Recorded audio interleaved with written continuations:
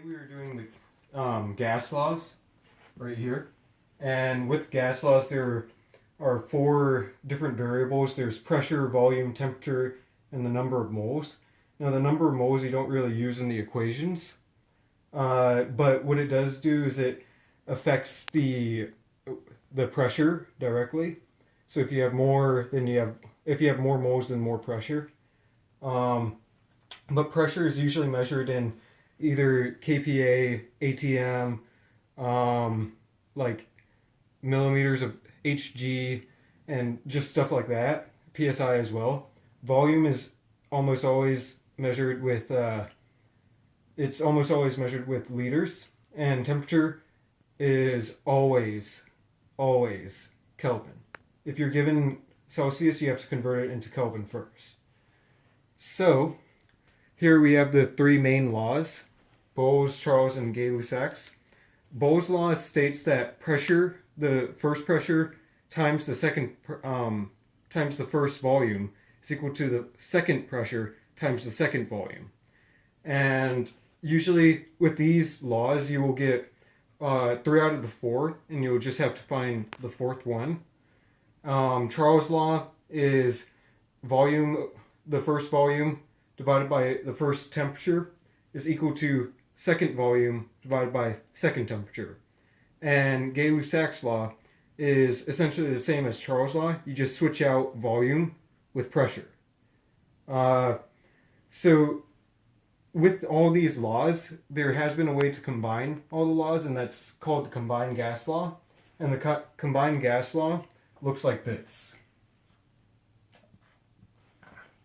1 second. Pressure 1 times volume 1 over temperature 1 is equal to pressure 2 times volume 2 over temperature 2. And in order to use the combined gas law, if you're ever given a problem where you have one of these as a constant, what you do is you just cross out the constant. So if you're given volume as the constant, then you just cross out volume and you get Gay-Lussac's law. Same with if temperature is the constant, where temperature does not change. You cross out temperature and you get pressure times volume. And it's the exact same with Charles' law. If you're told that pressure is constant, then you cross out pressure here and you get volume over temperature. Now, in order to demonstrate these laws, I made a quick problem here, and the problem goes as Bubba is doing a chem lab. He heats up a gas with a closed container. The original gas was 100 degrees Celsius at standard pressure. Standard pressure meaning 101.3 kPa, 1 ATM, or like 760 milligrams of Hg. Millimeters, sorry. And the pressure of the second pressure is 1.5 ATM. So how hot is the gas once it's heated up? So in order to find this, we could easily just use the combined gas law here and just cross out the constant.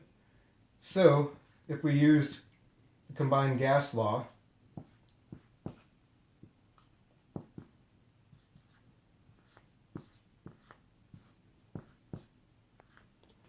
in here it states that the gas is heated up within a closed container, which means that volume is going to be the constant. So you can just cross volume out.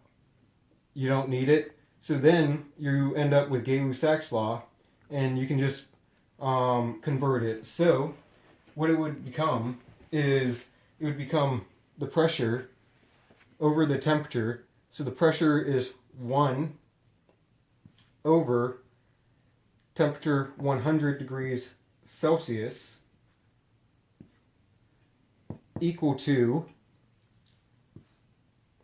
1.5 times x. And what you're trying to find is x.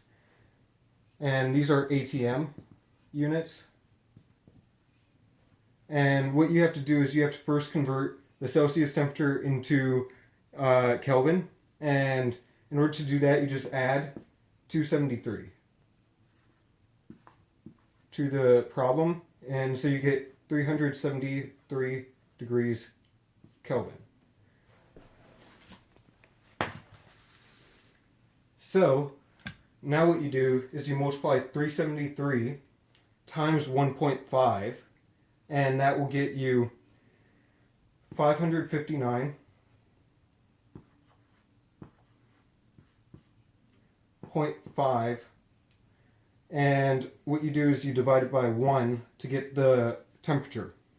So 559 divided by 1 is obviously 559.5. Well, 559.5 divided by 1 is 559.5. So the pressure is 559.5 degrees Kelvin. Now, if you want this in Celsius temperature, all you have to do is subtract 273. And you get 286.5 degrees Celsius. This is Gas Laws, and thank you.